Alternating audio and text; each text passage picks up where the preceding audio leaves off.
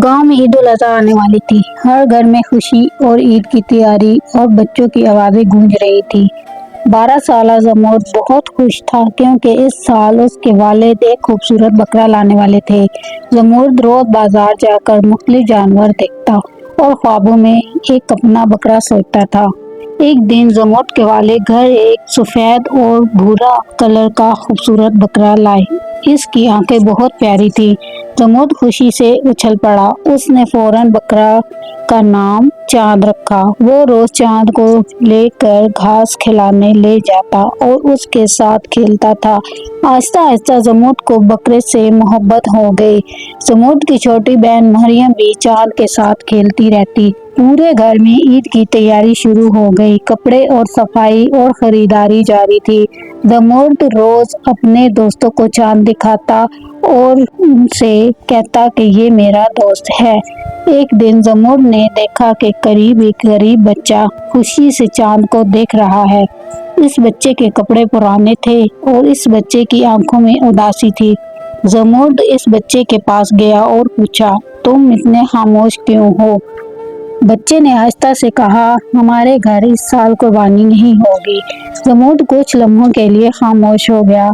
उसने पहली बार ये महसूस किया कि हर घर की खुशी एक जैसी नहीं होती। जमूद घर आया मगर अब वो पहले जैसा खुश नहीं था। रात को जमूद ने अपनी अम्मी से इस बच्चे के बारे में बताया। अम्मी ने प्यार से कहा, बेटा ईद सिर्फ अपनी खुशी का नाम नहीं। उन्होंने कहा, असल खुशी दूसरों के चेहरों पर मुस्कुराहट लाने का है। जमूद ये बात सोचता है। ईद से एक दिन पहले जमूद अपने वालिद के साथ बाजार गया। उसने देखा कि कुछ लोग महंगे जानवर खरीद रहे थे, कुछ लोग सिर्फ तस्वीरें बनाने में मसरूफ थे।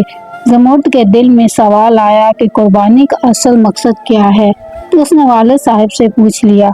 वालिद मुस्कुराए और बोले, कुर्बानी हमें अल्लाह की रजा और ईसार सिखाती है। ये हमें दूसरों का ख्याल रखना भी सिखाती है।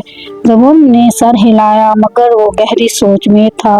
ईद की सुबह आ गई। हर तरफ अल्लाह अकबर की आवाजें थी। सब ने नए कपड़े पहने और नमाज के लिए तैयार हुए। नमाज के बाद लोग एक दूसरे को ईद मुबारक कहने लगे। जमूद भी खुश था मगर उसके जहन में वो गरीब बच्चा था।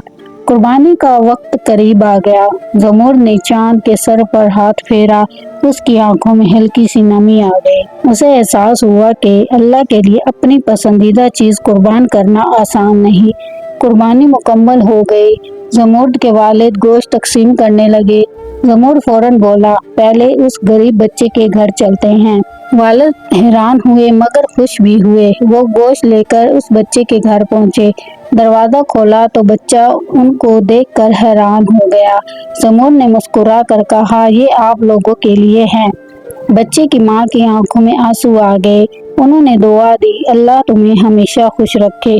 जमूद के दिल को हमेशा सुकून महसूस हुआ। उसने महसूस किया कि आज सिर्फ जानवर की कुर्बानी नहीं की, उसने अपनी खुदगर्जी भी कुर्बान की थी। इस दिन जमूद ईद का असल मकसद समझ गया। ईद उल अज़हा सिर्फ जानवर कुर्बान करने का नाम नहीं बल्कि मोहब्बत और इसार और दूसरों की खुशी में अपनी खुशी तलाश करने का नाम है।